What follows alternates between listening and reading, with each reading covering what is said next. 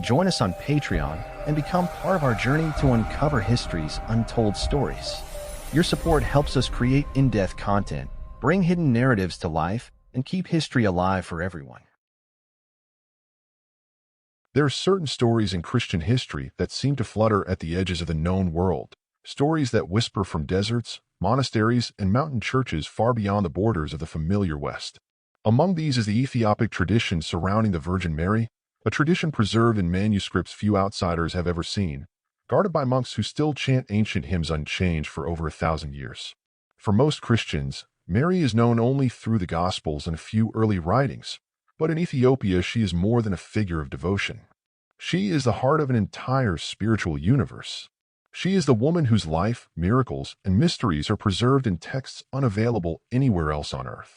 And at the center of this universe lies a collection of stories known to scholars as the Ethiopian Marian literature, often called the Ethiopic Book of Mary, a text so rich and so ancient that it reshapes everything we think we know about the mother of Jesus.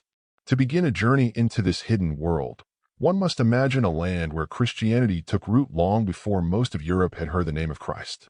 Ethiopia embraced the faith in the 4th century, making it one of the oldest Christian civilizations on the planet. Over time, its isolation in the highlands of East Africa allowed traditions to flourish that disappeared elsewhere. While wars, councils, and political struggles reshaped Christianity in the Mediterranean world, Ethiopian monks continued to copy manuscripts by hand, preserving early beliefs that would be forgotten in Rome, Constantinople, and Alexandria.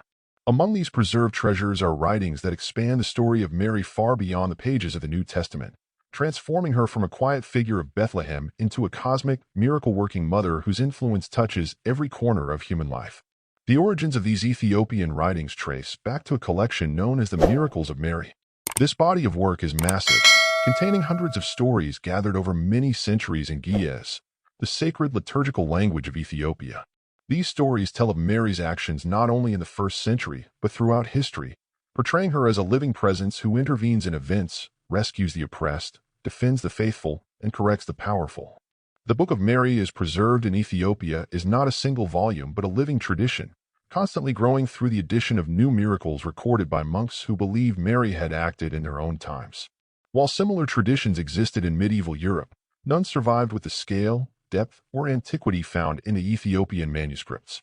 Understanding why Ethiopia became the center of Marian tradition requires a look at its spiritual worldview.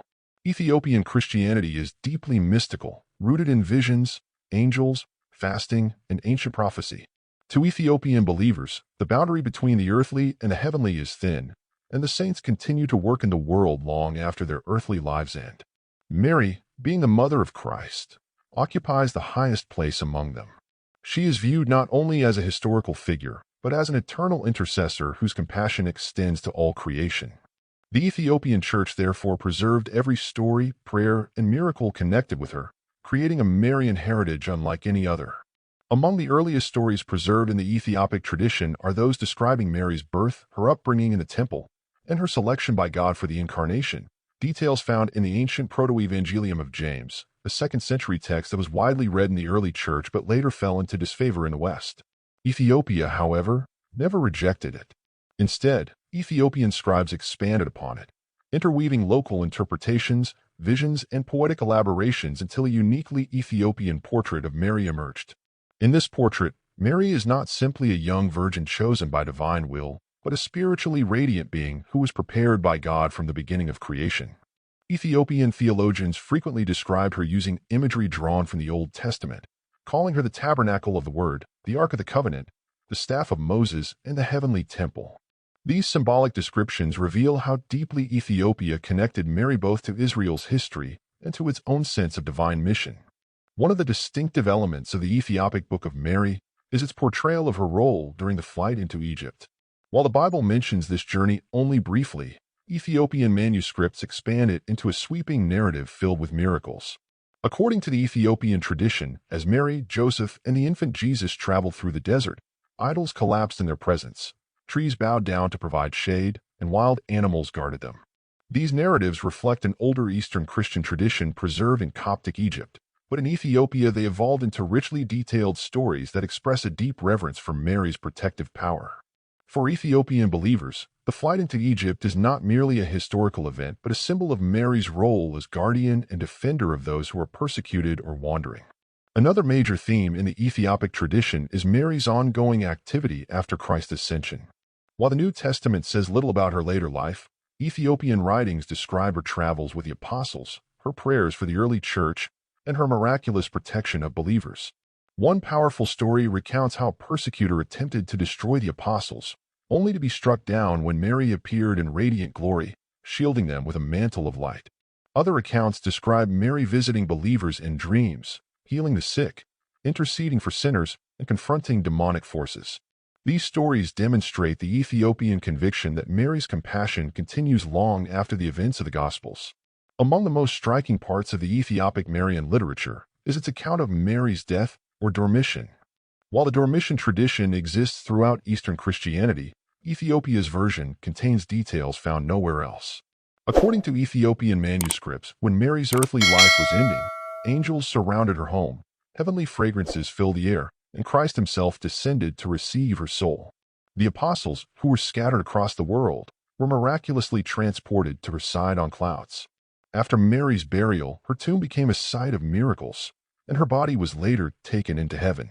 These stories, though similar to early Christian texts, survive with far greater elaboration in Ethiopia, offering a vivid and deeply devotional account of Mary's final moments on earth. The miracles of Mary form the largest section of the Ethiopic Book of Mary. These stories range from simple acts of mercy to grand interventions in the affairs of nations. In one tale, Mary saves a humble farmer who is falsely accused of a crime, causing the true criminal to confess. In another, she appears to a king to warn him against injustice. There are stories of Mary rescuing sailors from storms, freeing captives from prison, and healing those afflicted by illness or spiritual oppression. Perhaps most astonishing are the miracles in which Mary intervenes even for sinners who have lived lives of wickedness, showing that her mercy extends to all who call upon her. This emphasis on mercy is characteristic of Ethiopian spirituality, which portrays Mary not as a distant queen but as a compassionate mother with limitless love for her children. The influence of the Ethiopic Book of Mary on Ethiopian culture cannot be overstated. It shaped the development of Ethiopian art, inspiring intricate icons depicting Mary holding the Christ child, surrounded by angels and symbols of divine mystery. It influenced Ethiopian music, leading to the creation of Marian hymns sung during liturgical festivals. It shaped Ethiopian moral life, as many believers modeled their behavior on Mary's example of humility, purity, and compassion. It even shaped Ethiopia's political thought, as medieval kings believed their authority was protected by Mary's intercession. The Royal Chronicle of Emperor Zare Yacob, one of the most Marian-devoted rulers in Ethiopian history, records how he promoted the miracles of Mary throughout the kingdom and mandated their reading during church services, ensuring that every generation heard the stories of Mary's power and love. The survival of the Ethiopic Book of Mary into the modern world is itself a miracle. For centuries, these manuscripts were copied by hand on parchment made from goat's skin, written in Ge'ez script with ink prepared from soot and gum.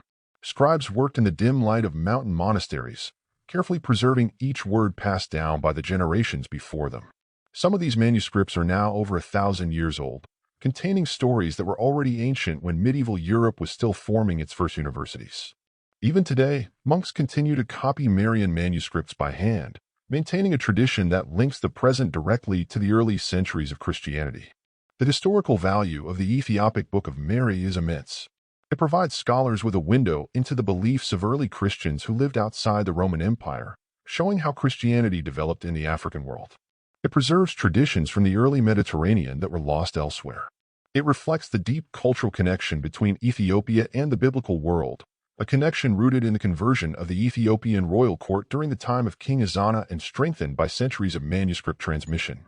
It also offers insight into how the early church viewed Mary, long before theological debates divided Christendom.